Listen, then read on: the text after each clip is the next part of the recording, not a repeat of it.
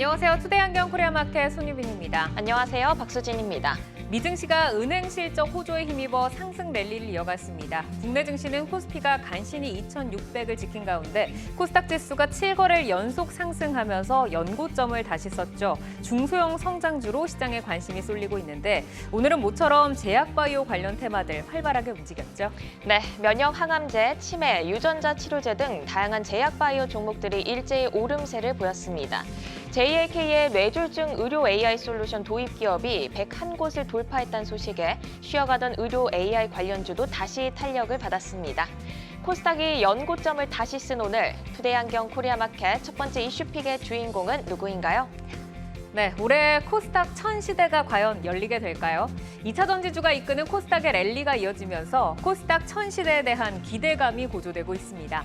투데이안경 이슈픽 첫 번째, 땡큐 쇼트 스퀴즈 에코프로 BM입니다. 오늘 2차 전지주의 주인공은 단연코 에코프로 BM이었죠. 10% 이상 급등을 하면서 52주 신고가를 다시 썼습니다. 공매도 투자자들이 주식을 다시 사들이면서 쇼트 스퀴즈 현상이 발생했다는 분석인데요. 오늘 전반적으로 2차 전지주 흐름 어땠습니까? 네, 에코프로 BM이 52주 신고가를 기록한 가운데 LNF, 포스코 퓨처엠 등 양극재 대표주들이 동반 강세를 기록했습니다. 반면 대주전자재료, 나노 신소재는 어제 상승분을 반납하면서 약세로 마감을 했습니다. 2차 전지 이슈에 이은 투데이안경 이슈픽 두 번째 주제는요? 투데이안경 이슈픽 두 번째, 이재용 머스크 만나 담판입니다.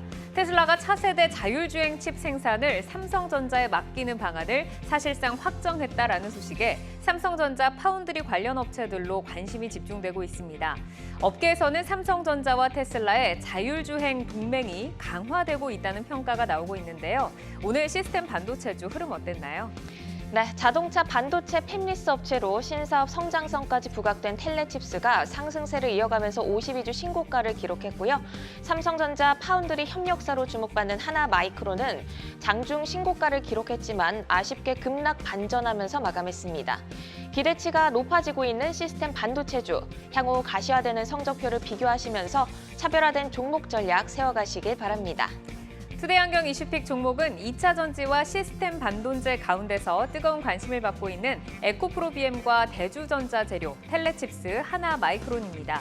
투자자 여러분, 이 종목들 매수하셨나요? 매도하셨나요? 아니면 아직 고민하고 계신가요? 종목들의 최적화된 매매 타이밍을 포착해보는 매도의 기술, 지금부터 시작합니다.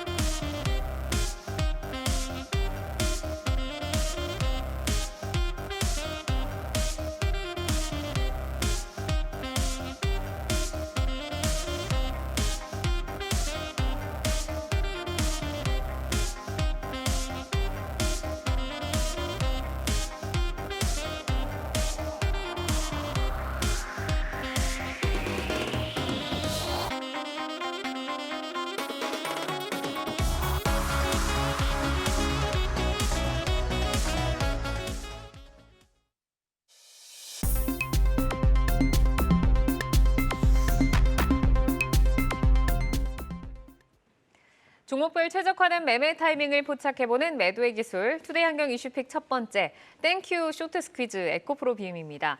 자, 하반기 주도주 왕좌의 주인공도 역시 2차 전지일까요? 매도의 기술에 오를 종목 에코프로 BM과 대주전자 재료입니다. 자, 두 종목의 두 분의 신호를 한번 보니까 지금 모두 고사인이 지금 들어왔거든요. 자, 에코프로 BM 참 뜨거운데 먼저 보도록 하겠습니다. 에코프로가 쉬어간 날에도 오늘 10.7% 급등을 하면서 52주 신고가를 다시 썼습니다. 자, 김명수 PB께 먼저 좀 듣고 갈까요? 지금 고할 수 있는 이유 한번 들어보겠습니다. 네, 에코프로 BM을 조금 말씀을 드린다면 에코프로가 쉴 때 BM도 그렇고 오늘 같은 경우는 HN까지도 많이 오르는 모습을 보였습니다.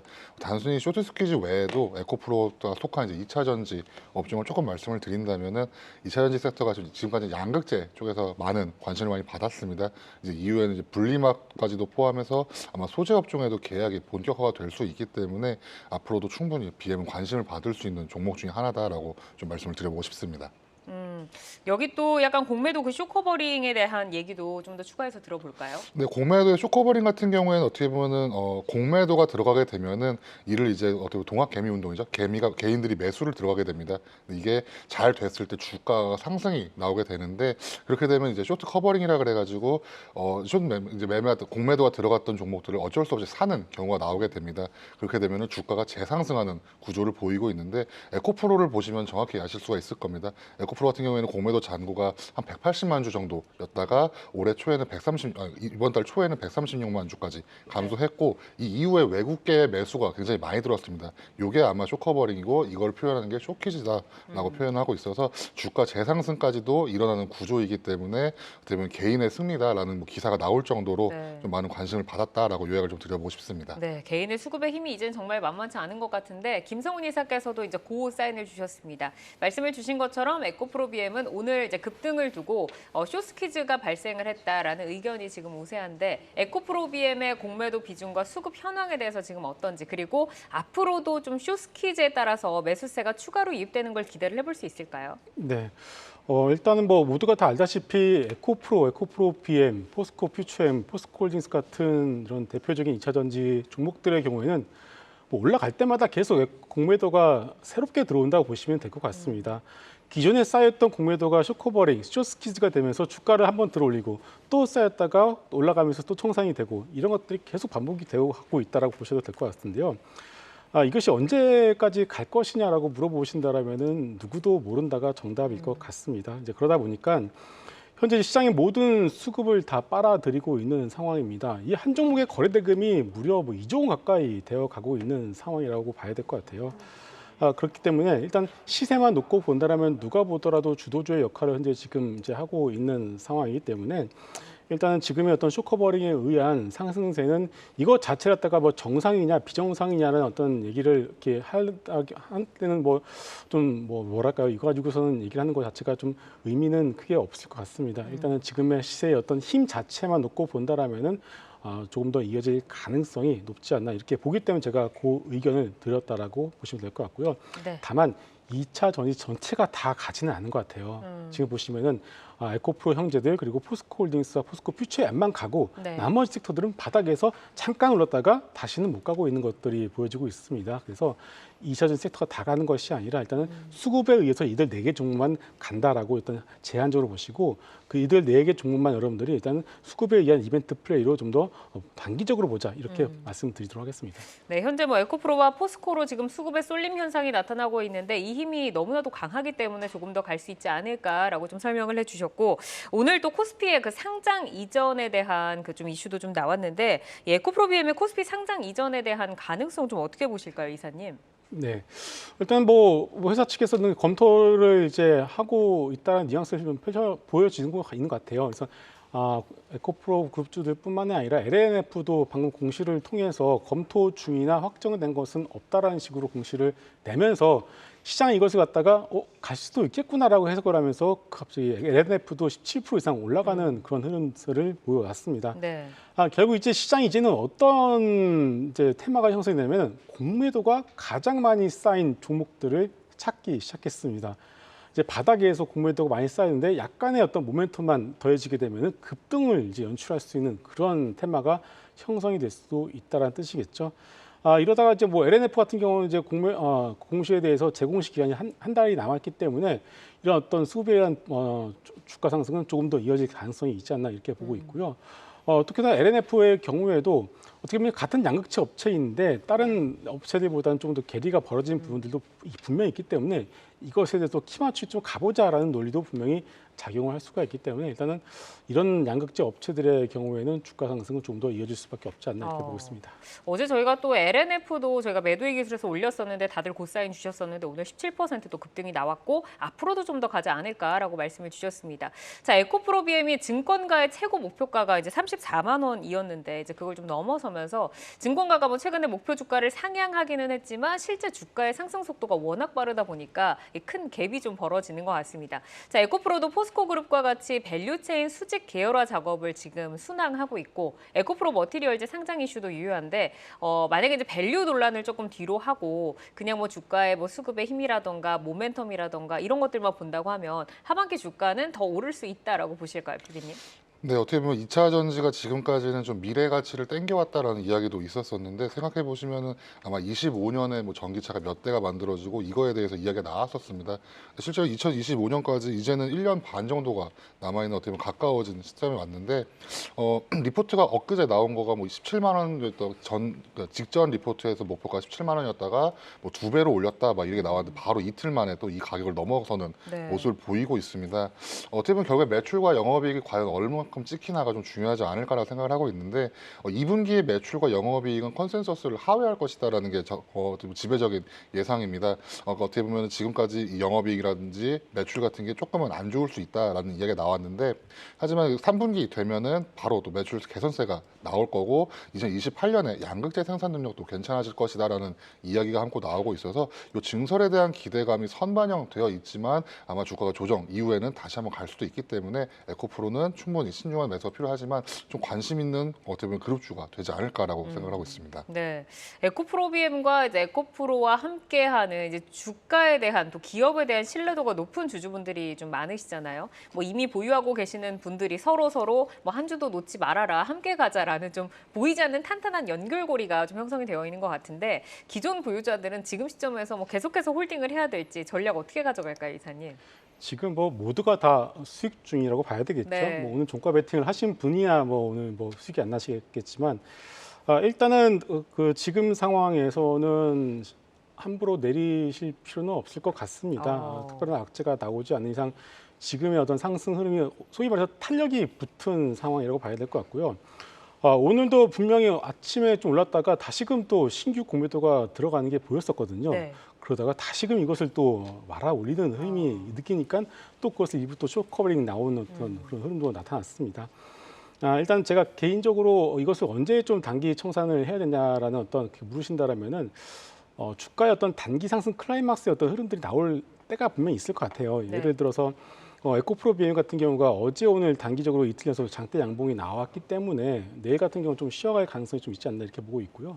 에코프로 같은 경우가 어제 올랐고 오늘 쉬어갔기 때문에 내일 한 번 더 올라갈 수는 있습니다. 만약에 그렇게 되면은 단기적으로 좀 기술적으로 이격이 벌어지는 상황이 나오기 때문에 그때는 물량을 좀 줄이셨다가 다시금 좀 내려왔을 때 물량을 채우는 어떻게 보면 지금은 이제 펀더멘탈적으로 우리가 설명을 할 수 없고 수급적으로밖에 대응을 할 수밖에 없지 않겠습니까? 네. 그래서 일단 그렇게 대응하시는 것이 좀 좋지 않나 이렇게 보고 있고요. 또 하나 내일 새벽에 테슬라가 실적을 발표를 합니다. 네. 테슬라가 발표하는 실적 자체에서 만약에 기스가 나서 조금 밀리게 되면은 이쪽에 2000년 섹터에서도 조금은 밀릴 가능성이 있지 않나 이렇게 보고 있기 때문에 일단 내일 새벽에 발표되는 테슬라의 실적이 좀 더 중요하다. 그것을 보고서 다시 한번 전략을 또 세울 필요가 있지 않나 이렇게 보고 있습니다. 네, 우선은 이제 지금 너무 강하게 잘 가고 있기 때문에 좀 미리 내릴 필요는 없지 않겠나라고 좀 말씀을 주셨고 좀 내릴 때는 또 밀릴 때는 또 기회를 좀 활용해 보는 방법도 말씀을 해주셨습니다. 자, 대주전자 재료로 넘어가 볼까요? 실리콘 응급제를 기반으로 2차 전지 업체로 지금 도약을 하고 있는데 어제 급등을 한 뒤에 오늘은 10% 밀리면서 급락이 또 나왔습니다. 두 분 역시 이 종목에도 지금 고 사인을 주셨거든요. 김명수 PB께 먼저 들어보겠습니다. 대주전자 재료 오늘 많이 밀렸는데 고 해도 될까요? 네, 어제 급등하고 오늘 조금 빠지는 모습을 보면은 어떻게 보면 에코프로가 갈 때는 좀 나머지 종목들이 좀 소외되지 않나라는 생각을 수급이 좀 몰리다 하고 보니까. 예, 그렇죠. 그렇게 생각하고 있는데 좀 자세히 한번 읽어보면은 단기적으로는 대주전자 재료에 대해서 좋다고 얘기하는 리포트는 많지가 않았었습니다. 그래서 중장기 실적 개선 요걸 조금 관심 있게 보고 있어서 24년 하반기에 이제 뭐 신규 고객이 확정될 것이고 요게 이제 추산은 어떻게 될 것이다 이런 예상이 나오게 되어서 2분기 같은 경우에는 이제 시장 기대치를 소폭 상회하는 전망이 나오기 때문에 어제 급등을 하고 오늘은 조금 급락을 했지만 요 어떻게 보면 주가 반납한 게 생각보다 그래도 나쁜 건 아니고 좀 살펴보실 필요가 있다라고 좀 말씀을 드려보겠습니다. 네, 지금의 뭐 밀림도 기회로 또 활용을 해볼 살펴볼 수 있다라는 좀 말씀이신 것 같은데, 자, 김성훈 이사께서도 고 사인을 주셨습니다. 대주전자재료의 수급을 보면은 최근에 외국인이 3일 연속 매수를 하고 있고 기관의 수급도 유입이 되고 있습니다. 뭐 대차장고 추이라던가 수급 동향이라던가 이런 부분은 어떻게 보세요? 네, 그동안의 주가 흐름에서도 아시다시피 뭐 그렇게 큰 관심을 외국인과 기관 모두 가지지 않았었던 종목입니다. 그러다가 어제 에코프로 BM이 이제 전체적인 2차전지 섹터의 주가를 들어 올리면서 소위 쇼커버링이 대주전자 재료도 나왔다고 봐야 될 것 같고요. 그러다가 이제 오늘 다시금 이제 좀 다 같이 한번 밀리는 그런 모습이 나왔습니다.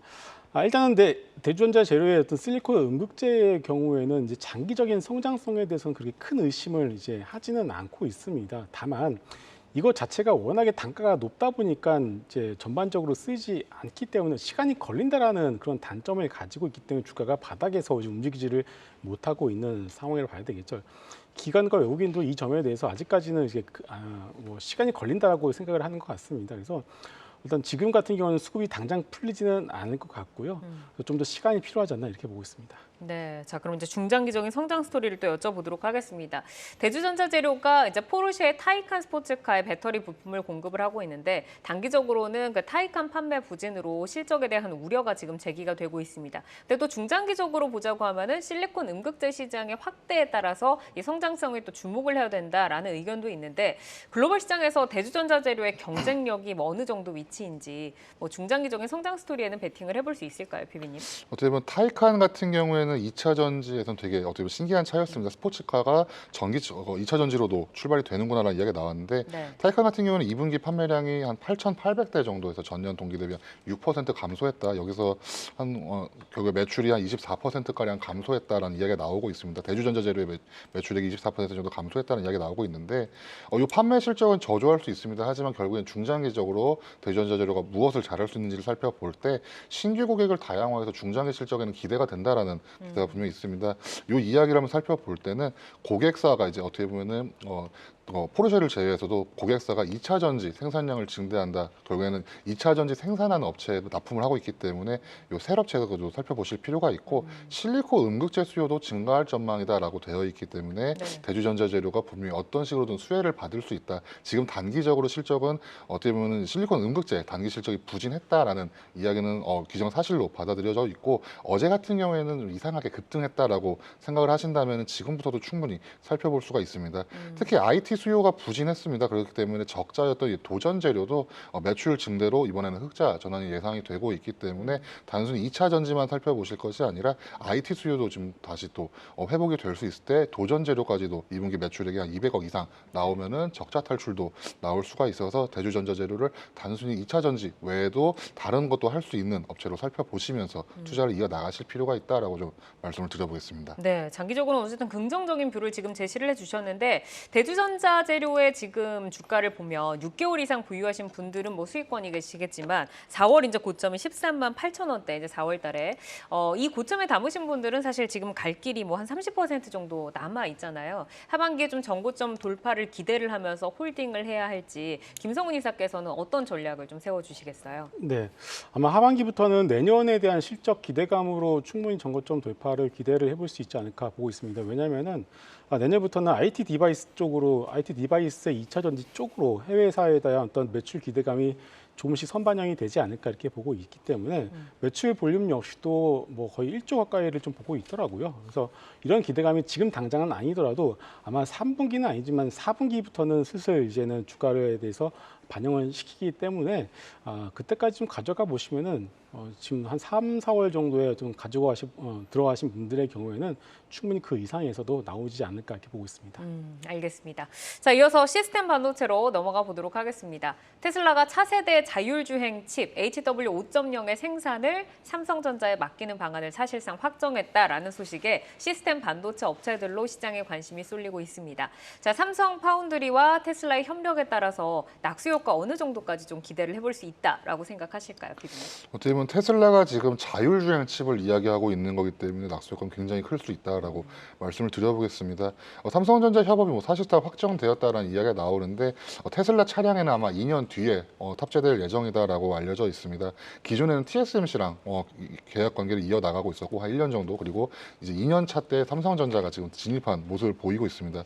이유는 이제 수율이 문제였는데 3나노, 4나노 이게 수율이 삼성전자가 조금 문제가 있었다라는 게 알려져 있었고, 하지만 이거를 수율을 극복했고 기존에 이제 TSMC 단독으로 테슬라 쪽에 납품을 하던 게 아마 복수 계약으로 전환되지 않을까. 지금까지 TSMC랑도 거래 관계가 있었기 때문에 당장 삼성전자로만 돌릴 수는 없었고 아마 복수 계약으로 전환될 것이다라는 이야기가 있고, 자율주행 차량 반도체 시장은 2030년에 대략 한 290억 달러까지도 엄청나게 커질 시장 중에 하나입니다. 네. 그렇기 때문에 낙수 효과는 당연하다고 말씀을 드려보고 싶고, 이제 이 중에서 자율주행을 하는 쪽과 반도체, AI 반도체를 하는 쪽, 그리고 자율주행 칩을 생산하거나 설계하는 이 업체들이 아마 나누어져서 다시 한번 이런 반도체 업종 내에서도 좀 변동이 있지 않을까라고 생각을 하고 있습니다.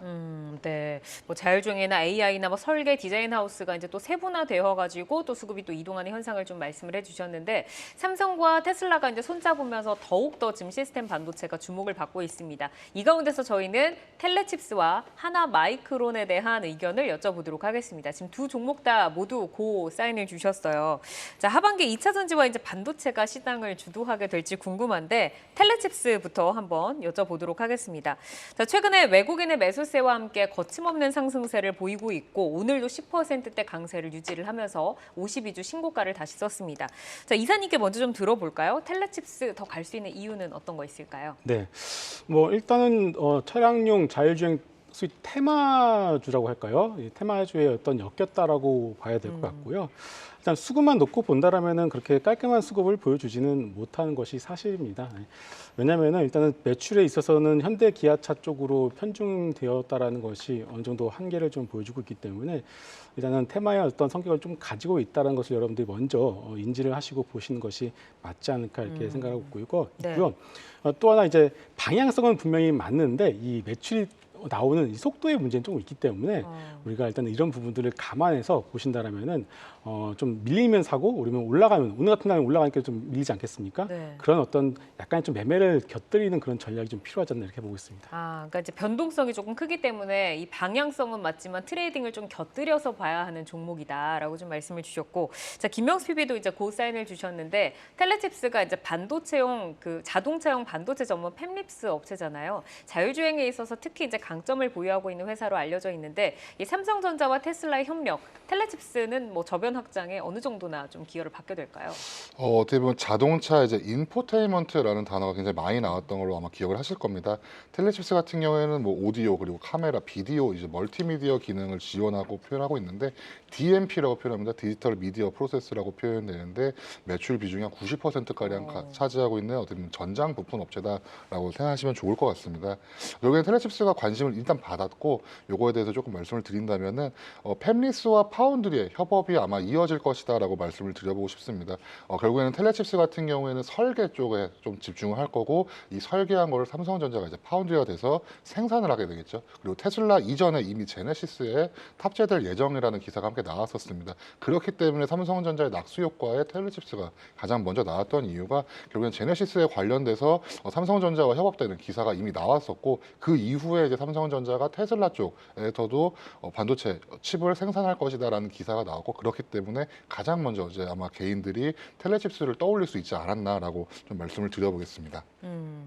자, 텔레칩스가 또 다른 뉴스가 있죠. 그 자율주행용 단일 보드 컴퓨팅 사업 추진. 이 소식이 이번 주에는 좀 큰 모멘텀으로 작용을 하고 있는 것 같은데 관련 시장의 규모가 어떤지, 그리고 앞으로 텔레칩스의 신성장 동력으로 자리매김할 수 있을까요, 이사님? 네, 이 뉴스가 17일에 나왔는데 그때는 그렇게 주가가 크게 반응을 하지 않았습니다. 일단은 단일 보드 컴퓨터 시장 규모 자체가 그렇게 크지 않고 있고요. 그리고 시장에서 이 부분에 대해서 그렇게 큰 점수를 주지 않고 관심이 크지 않기 때문에 이 부분에 대해서는 그게 뭐 좋은 어떤 뉴스라고 여러분들이 이렇게 생각하실 필요는 없을 것 같고요. 다만 이제 이게 잘 되게 되면은 매출에 있어서 어느 정도 일정 부분 기여를 이제 할 수는 있겠지만은 너무 큰 기대를 이제 하실 필요는 없지 않나 이렇게 보고 있고, 역시나 이제 텔레칩스 같은 경우는 앞으로 나올 자율주행과 관련된 뉴스에 의해서 주가가 움직일 가능성이 높을 것 같습니다. 네, 이 텔레칩스를 이제 보유하신 분들 어떤 전략을 짜야 할지 좀 여쭤보겠습니다. 사실 신고가를 다시 쓰면서 수익률 목표치에 대해서 고민은 뭐 생기기 시작하셨을 것 같은데, 뭐 이사님 말씀처럼 변동성이 또 크다 보니까 뭐 내려야 할지 홀딩해야 될지 뭐 전략을 짜야 될 것 같아요. 피비님 어떤 전략 주시겠어요? 네, 오늘 같은 경우에는 굉장히 윗꼬리, 아랫꼬리가 굉장히 많이 생기는 모습을 보였습니다. 그렇기 때문에 조금 변동성이 너무 강하다라고 좀 말씀을 드려보고 싶은데, 아마 21,000원 선을 조금 요 마지막 라인이라고 생각하시고 좀 보셔야 될 것 같습니다. 오늘 같은 경우에는 어떻게 보면 테슬라라는 어떻게 보면 가장 좋은 호재 이야기가 함께 나왔고, 네. 거기에 좀 추가적인 반응을 보였다가 조금 반납하는 모습을 보였기 때문에 요 21,000원 선을 조금 보시면서 이 아래쪽으로 내려갔을 때 텔레칩스가 할 수 있는 영역과 그리고 매출을 살펴보신다면은 다시 한번 재지집선이라고 좀 말씀을 드려보고 싶습니다. 네.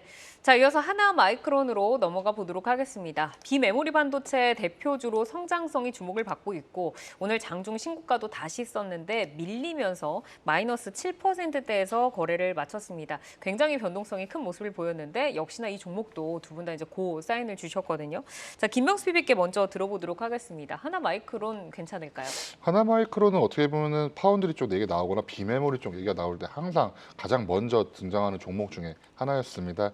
주가 같은 경우에는 어제 오늘 같은 경우에는 결국엔 어제는 좀 많이 올랐지만 오늘 좀 반납하는 모습은 2차 전지 쪽에서 조금 수급을 많이 뺏겼다라고 요약을 드려보고 싶기 때문에 지금 주가 자체가 다시 21,000원 선으로 내려왔습니다.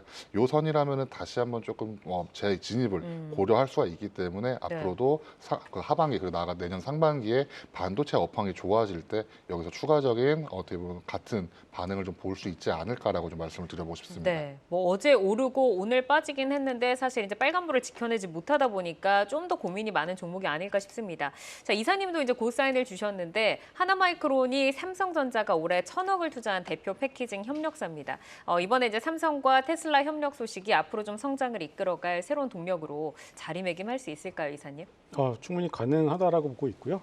또 방금도 또 뉴스가 또 새로 나왔습니다. 삼성전자가 엔비디아의 AI GPU용 HBM3의 패키지 성기 공급 제한을 했다라는 뉴스가 또 방금 나왔는데요. 이제 삼성전자도 이제 그만큼 이제 여러 가지를 준비를 이제 하고 있다라는 뜻이겠죠. 이렇게 되면은 역시나 이제 그동안 시장에서 이제 준비를 하고 있었고 이제 공부를 했었던 부분들이 오늘은 주가가 좀 밀렸습니다만은 역시나 이제 이런 주가의 대밀림을 통해서 여러분들이 신규 매수로 접근을 할 수 있지 않나라는 것을 다시 한번 좀 보지 않나 이렇게 생각하고 있습니다. 자, 일단은 하나마이크론 같은 경우에는 후공정 단에서는 어떻게 보면은 유일하게 풀 턴키 오사트라고 하죠. 네. 를 제공하는 유일한 업체라고 생각하시면 될 것 같고요.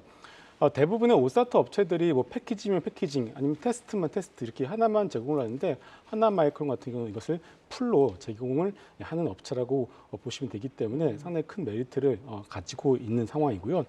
삼성전자 얘기가 나올 때마다 하나마이크론 얘기하는 이유 중에 하나가 지금 약간 좀 줄어들고 있습니다만은 전체 매출의 약 80에서 90%가 삼성전자 향이었습니다. 그렇기 때문에 역시나 삼성전자와 하나마이크론 뗄래야 뗄 수가 없는 관계라고 보셔도 될 것 같고 2021년에서 2022년부터 이제 SK 하이닉스와도 추가적으로 이제 같이 협업을 하고 있는 상황이기 때문에 하나마이크론 같은 경우는 삼성전자, SK 하이닉스랑 모두 다 대응을 하고 있기 때문에 향후에 나오게 되면 HBM 관련주로서는 하나마이크론이 어떻게 보면 새로운 대장주의 가능성도 있기 때문에 우리가 이런 조정을 이용해서 모아가시는 전략 좋을 것 같습니다. 뭐 HBM 관련주 하나는 보유를 해야 된다라는 얘기가 이제 시장에서 흘러나오는데 그 가운데서 하나마이크론도 꼭 눈여겨봐야 된다라고 좀 말씀을 주셨고, 자, 오늘 밀리긴 했습니다만 뭐 어쨌든 신고가 행진을 이어가고 있고 중장기로 보유하고 계신 분들이라면 뭐 이제 업황도 좋아지고 또 호재가 계속 나올 텐데 뭐 매도하실 생각이 좀 없으실 것 같기도 해요. 지금 좀 홀딩을 하면서 2차 랠리를 즐기는 일만 남았을지 이 가격적인 전략을 피비님은 어떻게 보세요? 네, 오늘 조금 아쉽긴 합니다. 마이너스 8% 정도 21,000원까지 내려오게 됐는데 이 아래쪽에 19,000원 선 정도를 어떻게 보면 지지가 마지막 여기까지는 건드려지면은 매수는 무조건 한다라고 생각하시면서 보시면 좋을 것 같고 아마도 여기까지 내려오진 않을 것 같습니다. 최소한 여기까지는 내려오진 않을 것 같고 아마 계속 호재적인 기사가 나올 테니까 반도체 업황 좋아짐을 따라서 하나마이크론도 주가가 좀 상승하지 않을까라고 좀 기대를 해보겠습니다. 네, 좀 홀딩의 전략으로 좀 웃어주셨고, 자 오늘은 매도의 기술, 에코프로 BM, 대주전자재료, 텔레칩스 그리고 하나마이크론까지 네 종목 살펴드렸습니다. 현재 주가와 현재 모멘텀을 기준으로 포인트를 저희가 제시를 해드리기 때문에 시장이 변화하면 전략도 변동 가능한 점 기억을 해주시고요. 저희는 주요 이슈와 모멘텀 계속해서 팔로우하면서 여러분의 전략 체크해드리겠습니다.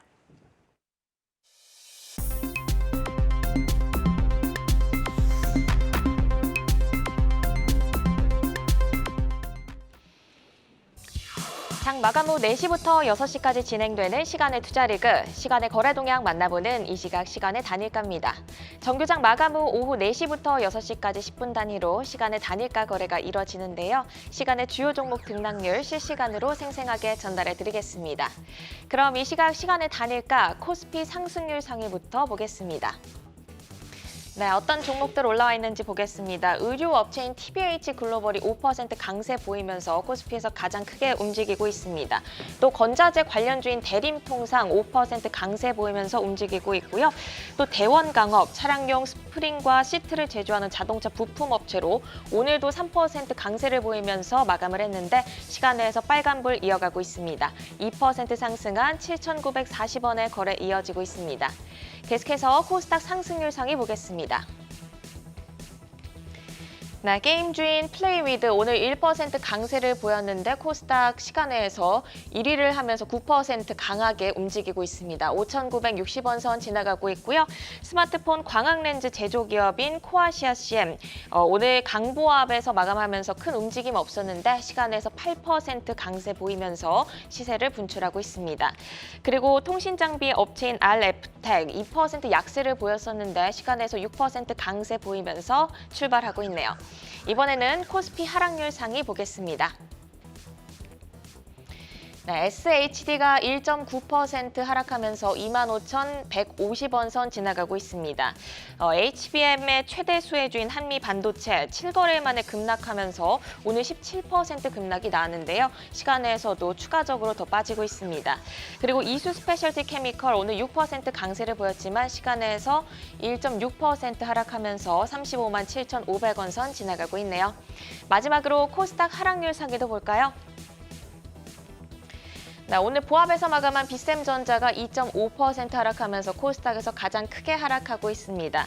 또 우크라이나 재건 관련주인 이화공영 오늘 6% 상승이 나왔지만 시간에서 2% 정도 빠지면서 거래가 되고 있고요. 소프트센 우선주도 2% 가까이 하락하면서 만원 선 지나가고 있습니다. 오늘 10% 급등 나온 에코프로 BM 시간에서 2% 가까이 빠지면서 35만 4천 원에 거래되고 있네요. 이렇게 이 시각 시간의 단일가 살펴봤는데요. 시간의 단일가 매매는 오후 6시까지 10분 단위로 매매가 체결됩니다. 모멘텀과 거래량 등 꼼꼼히 살펴보시고 시간에서도 성투 전략 세워가시길 바랍니다. 시간의 단일가 거래 동향은 잠시 후 시간의 단일가 특징주를 통해서도 확인하실 수 있습니다.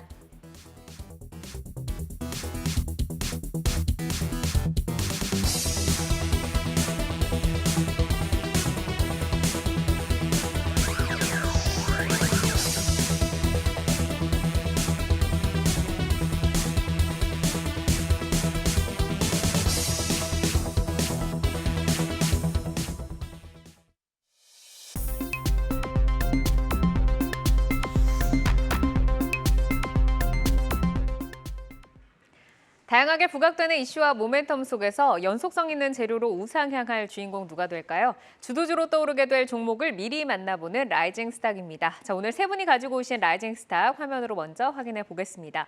황재수 지점장, 신성 ENG, 김명수 PB, 삼성중공업, 그리고 김성훈 팀장, 삼천당 제약 가지고 오셨는데 황재수 지점장의 라이징 스탁, 신성 ENG부터 보겠습니다. 라이징 포인트 먼저 소개해 주시죠. 예, 신성 ENG는 이제 클린룸과 이제 드라이룸을 하는 사업을 하는 기업입니다. 2차전지가 해외향으로 공장이 증설된다. 당연히 이제 클린룸이 꼭 필요하거든요. 이제 드라이룸인데 이런 부분 때문에 실적의 성장세가 급격하게 증가할 것 같습니다. 네, 반도체 클린룸, 2차전지 드라이룸의 동반 성장세 강조를 좀 해주셨는데 얼마나 성장을 할 수 있을지 스토리를 좀 더 자세하게 들어볼까요? 예, 서두에서 말씀드린 것처럼 이제 동사는 반도체 클린룸 그리고 2차 전지 드라이룸을 제조하는 업체라고 보시면 될 것 같습니다. 뭐 클린룸 자체가 뭐 극한의 상황 속에서 이제 제조를 잘 할 수 있도록 환경을 조성하는 건데요. 뭐 가스도 발생하고 뭐 여러 가지 습도도 발생하고 이런 부분을 잘 조절을 해야 그래서 네. 공정을 잘 할 수 있기 때문에 꼭 필요로 합니다. 그러니까 실질적으로 공장을 짓기 위해서 기본적으로 설치가 돼야 되고요. 뭐 1991년도에 국내 최초로 이제 클린룸 핵심 장비인 산업용 공기청정기를 시작으로 해서 2016년도에는 2차 전지 드라이룸, 그러니까 저습도를 유지해야 되거든요. 드라이룸 사업을 본격적으로 진출을 했습니다. 뭐 당연히 고객사로는 이제 반도체 회사인 뭐 삼성전자, 하이닉스가 있고 그리고 LG 엔솔이라든지 그리고 이제 삼성 디스플레이라든지 이런 회사들이 이제 고객사로 있고요. 결과적으로는 핵심은 하반기에 있을 해외향 뭐 2차 전지 드라이룸입니다. 매출이 급격하게 증가하는 것으로 나타나고 있고요. 뭐 실적만 봐도 그렇습니다. 뭐 21년도에 750억 드라이룸의 경우에는 그리고 뭐 22년도에 1,500억, 올해는 2,000억을 상회할 정도로 급격하게 성장을 하고 있고 그에 따라서 당연히 실적도 역시 증가할 것으로 보이고 있고요. 결과적으로 수주 잔고도 굉장히 많이 쌓여 있습니다. 그래서 2023년 그러니까 올해 기준으로 한 6천억까지 수주가 쌓일 걸로 예상이 되고 있기 때문에요. 지금 다들의 관심이 이제 뭐 당연히 이제 에코프로나 뭐 LNF라든지 이러한 양극재 그리고 뭐 최근 들어서 이제 장비주들 뭐 이런 뿐 아니라 실질적으로 이쪽 클린룸, 드라이룸도 실적이 증가하기 때문에 유심히 봐야 된다고 생각됩니다. 네, 시장에서 지금 눈길을 아직까지 주고 있지 않지만 실적의 증대와 수주의 증대에 따라서 지금부터 관심을 좀 보자라고 좀 말씀을 해주셨는데, 자 그럼 지금 진입을 해서 눈높이를 좀 높여볼까요? 예. 뭐 최근 들어서 뭐 실적이 좋아지고 최근 들어서 이제 종목 찾기에 따라서 최근 들어 또 긴 양봉을 그리면서 한번 급격하게 오른 적이 있습니다. 그 이후로 이제 조정 기간에 있는데요. 결과적으로 올해 실적이 굉장히 좋고요. 뭐 내년에는 더 증가하는 부분이 있고 영업이익 최근에 있는 추정치를 봤어도 급격하게 증가하는 거 봐서는 뭐 올해 뭐 100% 상장하는 거 봐서는 주가는 우상향을 그릴 가능성이 높다라고 판단이 되고요. 네. 목표가는 3,500원으로 하고 이제 손절가는 뭐 10% 정도인 뭐 2,400원으로 말씀을 드리겠습니다. 네, 알겠습니다. 자, 이어서 김병수 PB의 라이징 스탁 삼성중공업 보겠습니다. 뭐 조선주 슈퍼사이클 얘기 나오면서 요즘에 자주 등장하는 종목인데 라이징 포인트 어떤 거 볼까요? 네, 삼성중공업 같은 경우에는 이번에 수주 잔고가 5년 내 최고치다라고 이야기가 나오고 있습니다. 지금까지 굉장히 일을 잘하고 있었다라고 요약을 드려보고 싶고 이번에 메탄올 추진 컨테이너선, 메탄올 운반선이라고 표현이 되는데 LNG 운반선 외에 메탄올 추진 컨테이너선을 최초로 수주하는 모습을 보여서 조금 다양화할 수 있다라는 점이 투자 포인트 중에 하나다라고 말씀을 드려보겠습니다. 네, 수주가 지금 5년 내 최고치 메탄올 운반선의 성장성까지 제시를 해주셨는데 이 슈퍼사이클 연속성 있게 성장을 할 수 있을까요? 어떻게 보면 삼성중공업 같은 경우에는 이번에 기사가 나온 게 4조 원 가까운 친환경 선박 건조 계약을 체결했다라고 이야기가 나왔습니다. 그리고 3년 연속의 수주 목표를 달성을 성큼 다가섰다라는 기사가 함께 나오게 됐는데 연 목표가 한 95억 달러 정도가 됩니다. 이거 66%를 이제 상반기가 지나갈 때쯤 다 달성한 거고 수주 잔고 같은 경우에는 336억 달러입니다. 지난 5년, 최근 5년 동안 최고치다라고 이야기가 나오고 있어서 앞으로도 충분히 돈을 많이 벌어올 수 있다라고 말씀을 드려보고 싶고 조금 더 관심을 가져봐야 되는 거는 보통 LNG, 천연가스 운반선은 보통 다들 아시고 계시는데 메탄올 관련해서 메탄올 운반선은 조금 생소하다라고 말씀을 드려보겠습니다. 삼성중공업 같은 경우는 이번에 지금까지 벙커 CU에 비해서 황산화물은 99% 그리고 질소 산화물은 80% 이상 줄일 수 있는 모습을 보이고 있기 때문에 액화 천연가스 이제 LNG와 더불어서 선박 대체 연료로 각광받을 수 있다라고 말씀을 드려보겠습니다. 뭐 아시다시피 삼성중공업 같은 경우에는 올해 이번 달 말부터 굉장히 주가가 많이 올랐습니다. 조금 이게 늦게 말씀드리는 것처럼 좀 아쉽긴 하긴 한데 주가가 어떻게 보면 5,000원대에서 8,000원대까지도 급등하는 모습을 보였습니다. 분명히 단기적 급등에 조금 문제가 있을 수 있지만 재무 흐름은 충분히 개선세에 있다라고 말씀을 드려보겠습니다.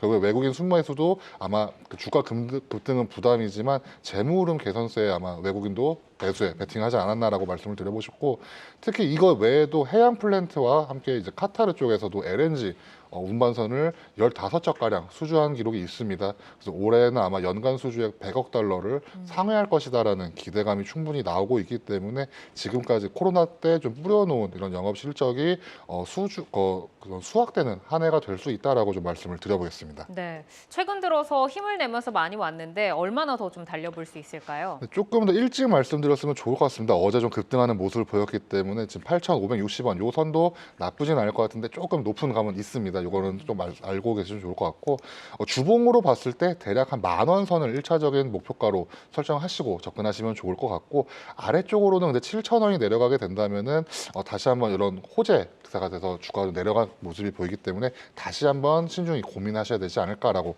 말씀을 드려보겠습니다. 네, 알겠습니다. 자, 이어서 김성훈 이사의 3,000당 제약을 볼 텐데 참 뜨거웠다가 지지부진하다가 오늘 다시 좀 힘을 내주더라고요. 라이징 포인트 어떤 거 들어볼까요? 네. 이제는 바벨 전략도 어느 정도 필요할 것 같습니다. 무슨 말이냐면은 그동안 잘 갔었던 반도체 섹터 그리고 2차 전지 섹터도 좋지만 이제는 낙폭과대 섹터에 대한 관심도 시장이 슬슬 가져가는 것 같습니다. 왜냐면은 7월 말에 FOMC에서 이제 금리에 대한 부분들이 이제는 확정이 되겠죠. 그렇게 되면은 금리 인상의 가장 큰 피해 섹터였었던 제약 바이오 섹터도 결국은 바닥을 잡고서 돌아설 가능성이 역시나 높지 않을까 이렇게 보고 있습니다. 결국 그렇다면 재료가 있거나 앞으로 충분한 어떤 상승의 어떤 모멘텀을 가지고 있는 종목들에서 우리가 주목을 할 필요가 있겠는데요. 네. 3,000당 제약 같은 경우에는 역시나 그런 재료가 있기 때문에 우리가 주목을 해봐도 좋을 것 같습니다. 네, 그럼 계속해서 좀 성장 스토리를 좀 더 자세하게 들어볼까요? 네. 일단은 이 종목 같은 경우는 전 세계에서 두 번째로 아일리아 시밀러에 대해서 임상 최종 성공을 두 번째로 이제 성공을 발표를 했습니다. 그러면서 올 4월 달에 1차적으로 이제 주가가 조금 슈팅이 나왔다가 시장에서는 이제 그 이후에 추가적으로 각 대륙별로 공급 계약이 나오기를 이제 바랬었는데 나오지 않았었고 그 이후부터 전반적인 모든 제약 바이오 섹터가 흘러내리면서 이 3,000당 제약 역시도 주가 흐름이 좀 지지부진한 상황을 좀 보여줬습니다.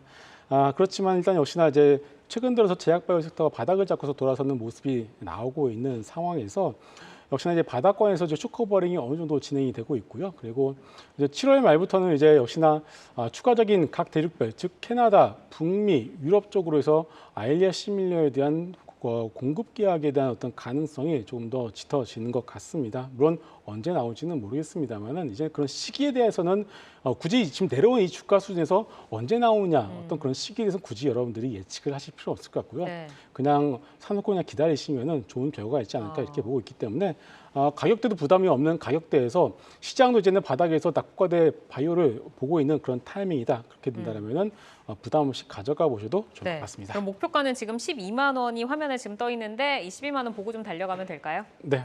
지금 보시면 한번 슈커버링이 나오게 되면은 단기간에 2배 이상 올라가는 거는 뭐 쉬운 일이기 때문에 12만 원이라는 목표가 그렇게 부담스럽지는 않은 것 같습니다. 네, 알겠습니다. 자, 오늘 라이징 스탁은 황자수 지점장의 신성이엔지, 김병수 PB의 삼성중공업, 그리고 김성훈 이사의 3,000당 제약까지 소개를 해드렸습니다. 내용 잘 참고를 해보시기를 바라고요. 오늘 함께해 주신 김병수 DB금융투자 잠실지점 PB, 김성훈 리워드홀딩스 이사 여기서 인사드리겠습니다. 고맙습니다. 시간의 단일가 거래 속 특징주들을 따라가보는 시간의 단일가 특징주 탑5입니다. 시간의 단일가 거래는 내일장까지 연결돼 움직이는 종목들이 많은데요. 오늘 함께 하시면서 매매 전략에 잘 활용해 나가시길 바랍니다. 그럼 특징주 5위부터 확인하겠습니다. LNF인데요. 코스피 이전 상장 검토 소식에 오늘 17% 급등이 나왔습니다. 시간에서도 압도적인 거래 대금 동반하면서 거래가 이어지고 있는데요. 0.3% 하락한 약보합권에서 움직이고 있습니다. 4위 종목은 유로메카입니다. 협동로봇 전문업체로 오늘 정규장에서 외국인과 기관의 순매수에 힘입어 7% 상승하며 마감했는데요. 시간에서도 분위기 좋습니다. 4% 오르고 있습니다. 3위는 대원강업입니다. 차량용 스프링과 시트 등을 제조하는 부품업체로 어제 10% 급등 후 오늘도 2% 상승을 이어갔는데요. 오늘 시간의 거래에서도 빨간불 이어갑니다. 2% 상승하고 있습니다. 2위는 오피스 소프트웨어 전문기업 폴라리스 오피스입니다. 오픈 AI가 개발한 챗 GPT를 비롯해서 네이버 하이버클로바, 스테빌리티 AI 등 다양한 AI 기능을 적용할 수 있는데요. 기관이 8거래 연속 강하게 순매수하고 있습니다. 그제 상한가 이후 어제도 11% 상승했고요. 오늘은 윗골이 길게 달며 약보합을 마감을 했는데 시간에서 거래량 1위 기록하면서 활발하게 움직이고 있습니다. 1.8% 상승하고 있네요. 대망의 1위 종목은 탑머티리얼입니다. 2차 전지 소부장 기업으로 시스템 엔지니어링 사업과 전극 소재 제조를 하는 기업인데요. 6거래 연속 상승세 이어가고 있습니다. 오늘도 9% 강세 보였는데 시간에서 5% 가까이 상승하고 있습니다. 네, 그럼 2위 폴라리스 오피스부터 보겠습니다. 소프트웨어 전문 기업으로 최근 네이버 AI 수혜 기대감이 형성되고 있습니다. 향후 어떤 모멘텀에 주목하면서 주가 방향 따라가 보면 좋을까요? 예, 벌써 뭐 말씀 다 하셨는데요. 뭐 소프트웨어라든지 네이버 AI에 대한 수혜주가 맞아서 최근 들어서 이제 관심이 좀 부각되고 있습니다. 뭐 어제 또 발표했죠. 마이크로소프트가 오픈AI 장착한 MS365 그리고 그 파일럿을 뭐 1인당 뭐 이제 30불에 이제 유료화시키고 보안을 강화하겠다. 이러한 부분들이 주가에 좀 탄력을 줬던 것 같고요. 최근 들어서 AI에 대한 관심, 그러니까 미국은 이제 뭐 하드웨어뿐 아니라 뭐 빅테크들에 대한 부분 굉장히 강세지만 국내는 사실 뭐 그렇게 이제 뭐 괄목할 만한 반도체 제외하고도 이제 괄목할 만한 게 없었는데 이 소프트웨어 쪽에서는 그래도 폴라리스 오피스 같은 경우에는 돈을 버는 기업으로 알려져 있습니다. 뭐 매출액 23년 추정치가 254억에 뭐 24억 추정하고 있고 뭐 결과적으로 폴라리스 오피스가 AI를 접목한 것들이 오픈 베타 서비스가 있거든요. 이런 관심도가 최근 들어서 뭐 네이버의 AI의 출시에 대한 기대감 그리고 이제 오늘 어저께 있었던 MS 뭐 파일럿이라든 이런 부분도 이제 좀 관심이 있어서 최근 들어서 매수세가 좀 몰렸던 것 같습니다. 그리고 또 시간의 흐름도 좀 양호한 모습을 보이고 있는 것 같습니다. 네, 이어서 시간의 단일가 특징주 3위 대원강업도 보겠습니다. 7월 들어 5일선 타고 우상향 흐름 이어지고 있는데요. 추가 상승 여력은 어느 정도로 보시는지 향후 주가 전망 들어볼게요. 뭐 대형화학 같은 경우에는 산업용 스프링이라든지 차량용 시트를 제작하는 업체입니다. 뭐 작년에 이제 현대그린푸드로 이제 대주주가 좀 넘어갔고요. 그래서 이제 뭐 나름 이제 대주주가 이제 좀 큰 그룹으로 이제 알려져 있는 기업입니다. 올해 실적 굉장히 좋더라고요. 봤더니 23년 1월 그러니까 올 1분기에 봤더니 2,700억 매출액에 영업이익이 107억을 했습니다. 뭐 영업이익 기준으로는 200%가 넘는 상승이고요.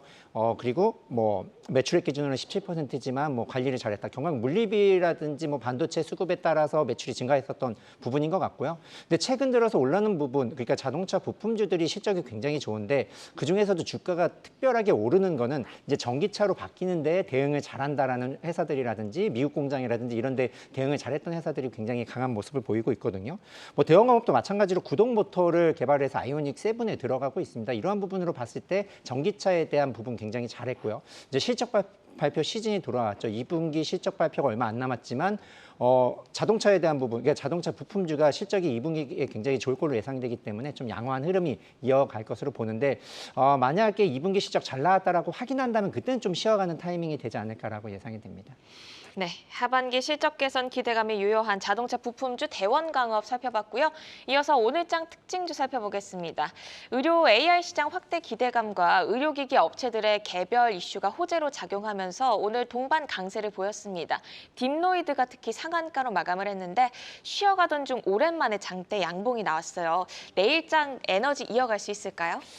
예, 뭐 루닛이랑 뷰노가 굉장히 큰 일을 했죠. 뭐 AI 시장에서 굉장히 좋은 모습을 보였고 주가 상승이 굉장히 탄력적으로 움직였었던 부분이 뭐 이러한 좀 확대되는 모습을 보이고 있습니다. 의료 진단, 그러니까 딥노이드는 의료 진단이라든지 판독하고 질병 뭐 조기 진단 솔루션을 뭐 하는 회사고요. 근데 이제 아직까지 이제 적자가 납니다. 대부분의 뭐 의료 AI 업체들이 이제 적자를 나고 있는데요. 그래도 이제 손익분기점 같은 경우에는 딥노이드가 100억으로 알고 있는데 100억을 돌파하는 시점이 그래도 주가에는 더 탄력적으로 있지 않을까라고 보는데 아직까지는 좀 적자가 나는 회사라고 볼 수 있을 것 같고요. AI 영상 판독 솔루션인 딥 AI를 이제 식약처에 허가를 받았고요. 뭐 질병 17개의 주요 질병 제품을 라인업한 상황입니다. 근데 최근 들어서 매출이 굉장히 조금씩 라인업이 확대되면서 그에 따라서 매출이 증가하고 있는 부분이 있기 때문에요. 주가는 약간 테마성으로 움직일 수 있지만 실질적으로 회사가 뭐 손익분기점을 넘는 시점에서는 오히려 성장성이 더 높아질 수 있기 때문에 뭐 조정을 받을 수 있을지언정 뭐 장기적으로는 뭐 손익분기점을 확인하면서 보시면은 뭐 좀 큰 흐름을 상승 흐름을 이어갈 수 있을 걸로 보입니다.